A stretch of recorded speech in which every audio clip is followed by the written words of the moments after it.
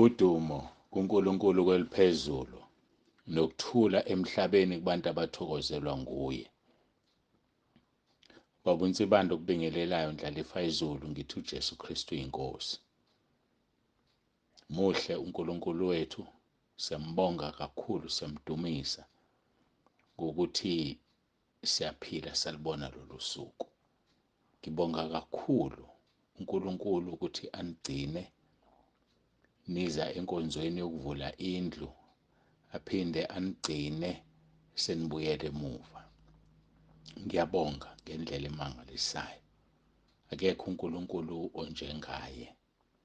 Ekseni ngomgqibelo savuka ngemvula enzima. Ngathi yaphela ngabona ngaguqa ngathi Nkosi ngiyacela, Nkosi ngiyacela. Uma uEliya wayimisa imvula ngicela ukuyimisa nami. Ngacela ngancenga. Ukuthe kushaya isikhathi yayisisile. Kodwa kwakubonakala-ke khona ukuthi belina. Kodwa nje ngiyambonga uNkulunkulu kakhulu ohloniphile umkhuleko wami ngingelutho. Ngiyimbongolo nje egitshele. Ngiyambonga kakhulu. Ngibonga kakhulu bazalwane ukufika kwenu. Bonke abafikayo ngiyabonga ngendlela emangalisayo. Umphefumulo wami uyathokoza, ngiyathoba ukuthi nizohlanganyela kanye nathi sivula indlu. Ngiyabonga kakhulu bazalwane ekhaya lezwi. Ngaleya ndlu bengazi ukuthi ifaka abantu abaningi kangaka. Kwakufakwe ihlalo eziwu-500.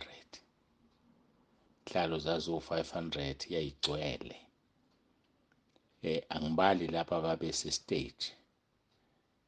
Noma ngasakhumbuli kahle stage kwakufakwe ezingaki, kodwa zazingaphezulu ka-20. Mhlambe futhi no-30 ngoba ngisakhumbuli. Sasigcine sibala ukuthi uzosifakela 48 awangavumi ukungena. Ngisakhumbula kwagcina kusele into engakanani estage. So babe baningi abantu ngendlela emangalisayo. Siyabonga kakhulu bonke abazalwane abalekelele ekuphekeni. Bamshela yafika ngoLwesihlanu yalekelela. Siyambonga uNkulunkulu ngendlela emangalisayo. Nabanye abaningi abafikayo nasebakwenza kwaba nje umgomo wabo ukuthi makunenkonzo entabeni bafika ngoLwesine. Siyambonga uNkulunkulu kakhulu. Ngicela ukungabala amagama kodwa siyabonga ngabo bonke abafikayo basilekelela. Ngibonge futhi bonke abanikela. Khona abanikela isipheko sasingasibizanga kodwa khona abanikela. Ngiyabonga ngendlela emangalisayo. Nini namlalela uNkulunkulu. Siyabonga indlela engazi ukuthi ngizothini.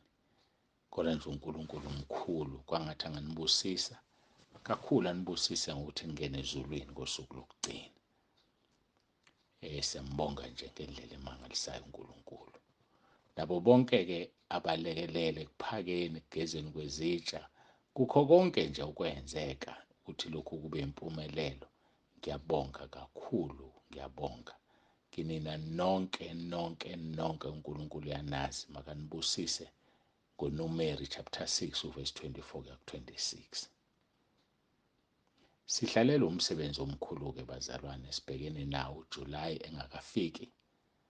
Ngiyethemba nizwile ngimemezela uJulayi. Sithe inkonzo zikaJulayi ziqala ngoLwesihlanu umhla ka-7 kube umhla ka-8 nomhla ka-9. Kusho ukuthi inkonzo yokuqala izoba ntambama ngoLwesihlanu umhla ka-7. Siyacela-ke abazalwane baqale babhalise. Futhi siyacela kakhulu ukulekeleleka ngesipheko esika-250. Siyacela kakhulu bangcwele. Ngiyakholwa ukuthi niyabona siyazama ukuhlangabezana nani ngoba niyagibela. U-250 awukwazi ukudla okuningi kangako u-250 esikhathini sanamhlanje. Kusho ukuthi nathi kusuke kukhona esihlangabezane ngakho nani ukuze izinto zilunge. Siyabonga kakhulu bangcwele. Usho ukuthi-ke izinkonzo zikaJulayi ngiyacela abaqala bezayo babhalise. I-challenge esibhekene nayo kodwa uNkulunkulu wami, uNkulunkulu ka-Abrahama, uNkulunkulu ka-Isaka nokaJakobe akakaze angenzele phansi. challenge yamashawa. uNkulunkulu esigcinile nothi nifika kube kunamashawa mhlawumbe awu-26 amasha. 26 yangiphatha kabuhlungu kakhulu indaba ebenikhuluma nibuya ephasikeni. Yangiphatha kabuhlungu ngoba enye i-element mhlawumbe umuntu angayinakanga, wanaka ukunweba indlu nakho konke.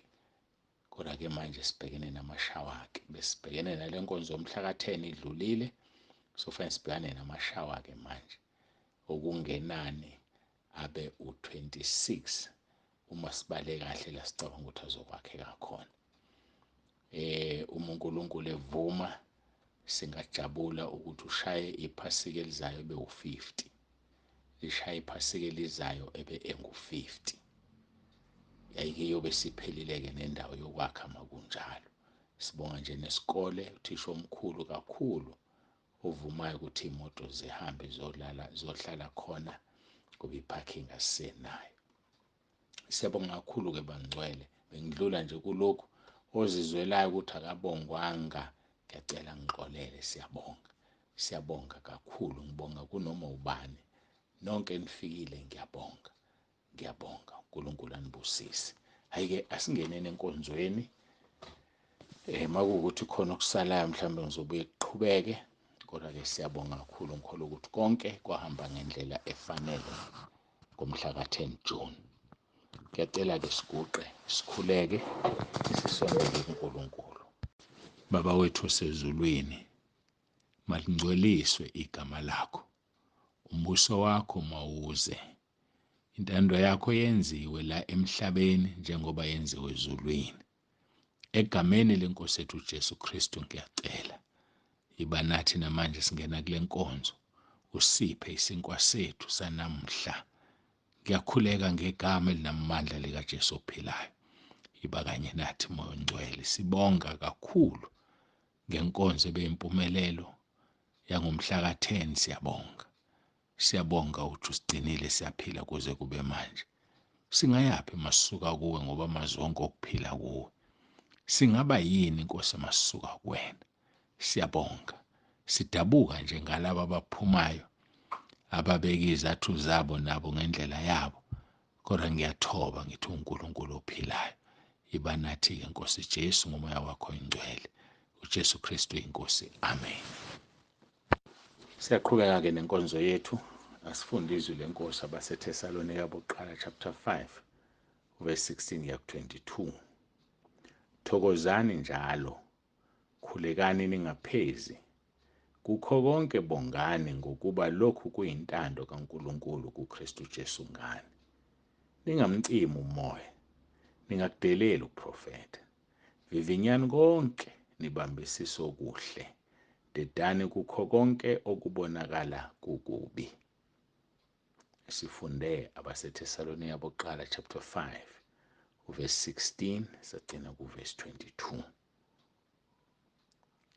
22. Sizokhumbula-ke ukuthi sasikhuluma ngendaba yokuvuma izono kwaze kwaba yi-Friday. Sikhuluma sichaza uNkulunkulu esambulela ukuthi zivunywa kanjani. Ifanele siyifezeke le ndaba ngokubekelwa uNkulunkulu ngomoya wakho oyingcwele. Siyazi-ke ukuthi sikhuluma ngokumbonga uNkulunkulu, sikhuluma ngokumdumisa uNkulunkulu. Silapho la sikhona kakhulu. Ingakho ngifisa sidlule kuMahubo 103 uverse 1 and 2. Mbonge uJehova mphefumulo wami, konke okuphakathi kwami makubonga igama lakhe elingcwele. Mbonge uJehova mphefumulo wami, ungakhohlwa imisebenzi yonke yakhe yomusa. Ungakhohlwa. Ngiselapho ngakaqhubeki, ngiyafisa ukusho ukuthi ngizolokhu nginithela phohlo kancane ikhulumi. Waphela mhlambe ngeke sonke siye lapha ku-YouTube siyobuka. Ngeke ngathi ukubuka kancane ngabona ukuthi ngathi khona izinto ey'nqamukayo. Ngizocabanga ukuthi ngizokuniphohlozela nje ikhulumi, angidluleke lapho. Uverse 2-ke, mbonga uJehova mphefumulo wami, ungakhohlwa imisebenzi yonke yakhe yomusa. Njengoba sengishilo besikhuluma ngokuvuma kwezono. Amahubo 51 uverse 2. Uyakhuleka la uDavide emva kokuba kade kufika umprofethi uNathan kuye emsola ngokuthandana kwakhe noBhathisheba, inkosikazi yomuntu. Uthi kuvesi 2, ngigezisise ebubini bami, ungihlanze esonweni sami. Bazalwane, sibuka isimanga uDavide ecela ukugezisiswa ebubini bakhe. Angazi uma wena ukukhuleke lo mkhuleko, uthi Nkosi ngiyacela ungigezisise.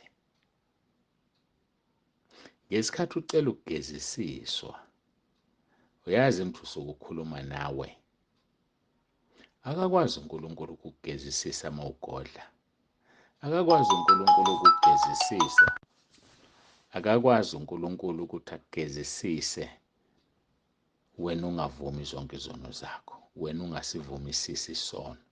Kubiza ukuthi isono usivumisise. Angixolise bazalwane ngalolu kholo engenile, ngikhohlwe ukuvala ucingo, ngiyaxolisa. Ilaba abantu abafonayo bengabhukhelwe. Lesi sikhathi ngasilungiselela ukurekhoda inkonzo. Manje lo muntu ofonayo-ke angazi ngempela ngoba phela ngiyabhukwa, uzothatha i-chance nje.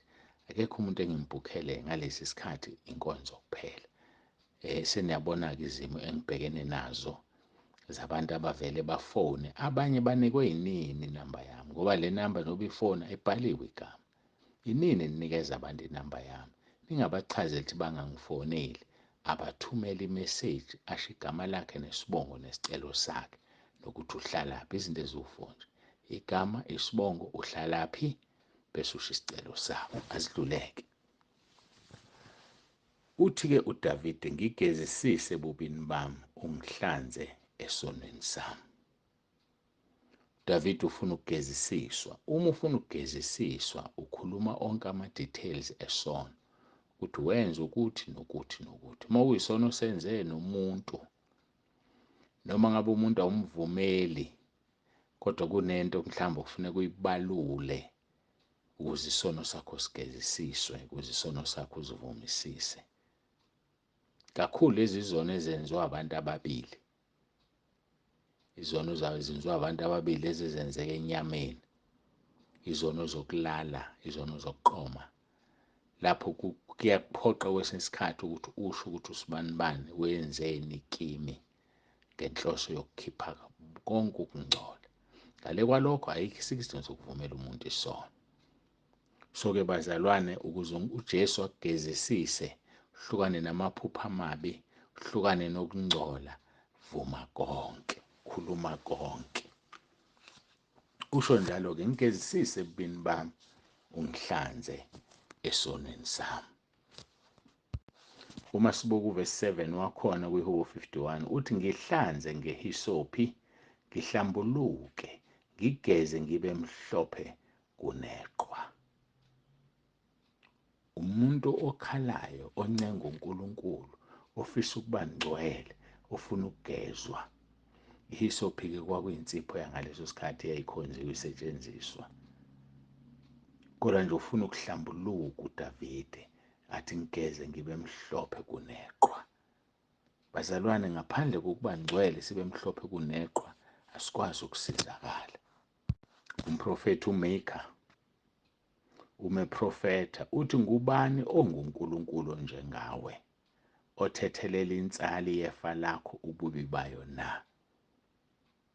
Insali ithina, uthethelela insali yefa lakhe uNkulunkulu. Lithi umprofethi, ngubani onguNkulunkulu njengawe? Ubani othethelela insali yefa lakho ububi bayo, uyiyekele isiphambeko sayo na? uNkulunkulu wethu unomusa, uNkulunkulu wethu unesihawu. Uma uza kuye uyakuthethelela. Uma sizivuma izono zethu, uthembekile, ulungile ukuba yena enze njani? Asithethelele. Uma nje sizivuma izono zethu, uthembekile, ulungile. Usho njalo 1 John chapter 1 verse 7, kepha uma sihamba ekukhanyeni njengalokhu yena uqobe sekukhanyeni, khona sinenhlanganyelo omunye nomunye, negazi likaJesu indodana yakhe liyasihlambulula ezonweni zonke. Uma sithi asinasono siyazikhohlisa neqiniso alikho, kepha uma sizivuma izono zethu uthembekile, ulungile ukuba sithethelela izono, asihlambulule kukho konke ukungalungi. Ngiyakholwa ukuthi ngokusasa kugcinwe inkosi sizoqhubeka nezwi esilishiya phakathi likaMikha chapter 18. Masiguqe sikhuleke. Baba wethu ongcwele, uNkulunkulu nomusa, egameni likaJesu Kristu inkosi yethu sisondela kuwe. Ngiyakhuleka uNkulunkulu ezulwini, uNkulunkulu emhlabeni, uNkulunkulu ezinzulwini zonke. Siyabonga usifundisa kwakho. Sisize silenze izwi lakho singabi ngabaluzwayo kuphela. Busise kube lona loyo lalele ngoJesu Kristu inkosi ephilayo. Jesu Kristu inkosi. Amen. Baba uNsibando ovalisayo uthi uJesu Kristu inkosi.